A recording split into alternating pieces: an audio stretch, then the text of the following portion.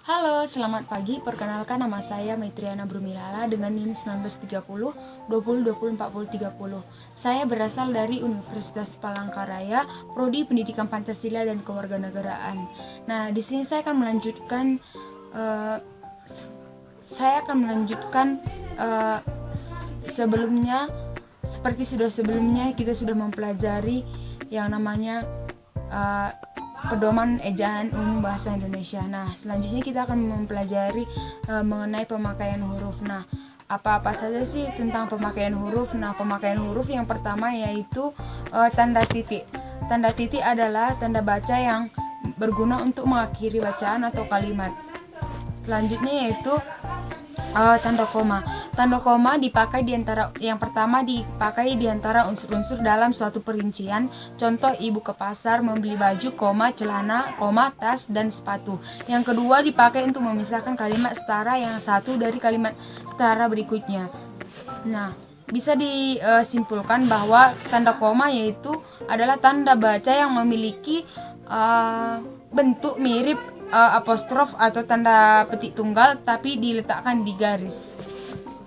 Kemudian tanda titik koma. Tanda titik koma adalah tanda baca dengan beberapa penggunaan, terutama untuk jeda pada kalimat dan pemotongan pada suatu daftar. Nah, tanda titik koma dipakai sebagai pengganti kata penghubung untuk memisahkan kalimat yang setara di dalam kalimat majemuk setara. Kemudian arti tanda titik dua. Tanda titik dua yang pertama yaitu dipakai pada akhir suatu pernyataan lengkap yang diikuti pemerincian atau penjelasan. Yang kedua, tanda titik dua yang dipakai sesudah tanda atau ungkapan yang memerlukan pemberian. Seperti itu. Selanjutnya yaitu tanda hubung. Tanda hubung digunakan untuk menghubungkan penggalan kata ulang, rentang suatu nilai. Contoh, kita harus pergi bersama-sama biar acara kita semakin seru, seperti itu. Nah, kemudian yaitu tanda pisah. Tanda pisah dipakai untuk membatasi penyisipan kata atau kalimat yang memberi penjelasan di luar bangun utama kalimat. Misalnya, kemerdekaan itu tanda hubung, tanda pisah, hak segala bangsa, tanda pisah, harus dipertahankan keberhasilan itu. Tanda pisah, saya yakin tanda pisah dapat dicapai kalau kita mau berusaha keras, seperti itu. Selanjutnya itu selanjutnya tanda tanya. Tanda tanya adalah salah satu tanda baca yang digunakan untuk menandakan akhir kalimat pada kalimat pertanyaan. Kemudian yaitu tanda seru. Tanda seru dipakai untuk mengakhiri ungkapan atau pernyataan yang berupa seruan atau perintah yang menggambarkan kesungguhan, ketidakpercayaan ataupun emosi yang kuat. Selanjutnya tanda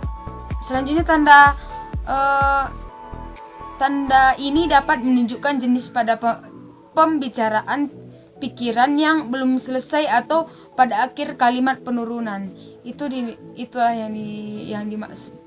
Selanjutnya yaitu tanda petik. Tanda petik yang pertama mengapit petikan langsung yang berasal dari pembicaraan dan naskah atau bahan tertulis lain. Misalnya, saya belum siap, kata Mira.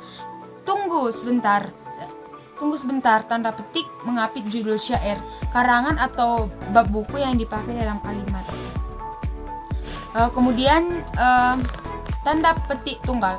Tanda petik tunggal dipakai untuk mengapit petikan yang terdapat dalam petikan lain. Tanda petik mengapit judul syair, karangan atau bab buku yang dipakai dalam kalimat. Kemudian tanda kurung. Tanda kurung digunakan untuk menjelaskan suatu istilah yang belum banyak diketahui oleh banyak manusia, yang baik juga ada yang jahat di dunia ini. Contohnya, kamu cepat naik darah atau sering emosi. Selanjutnya yaitu tanda kurung.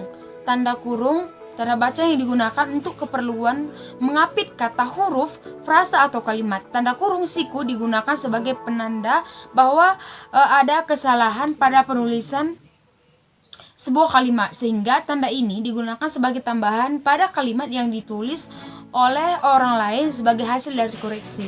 Kemudian yaitu tanda garis miring. Tanda garis miring adalah tanda baca yang berbentuk garis hampir vertikal yang bagian atasnya agak condong ke sebelah kanan dan bagian bawahnya ke sebelah kiri garis vertikal.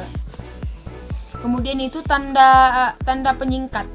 Nah, tanda penyingkat atau apostrof dipakai untuk menunjukkan penghilang bagian kata atau bagian angka tahun dalam konteks tertentu. Selanjutnya yaitu unsur serapan.